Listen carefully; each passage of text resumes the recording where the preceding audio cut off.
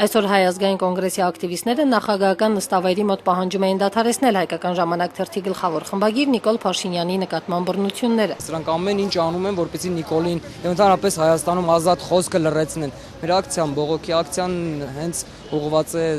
այդ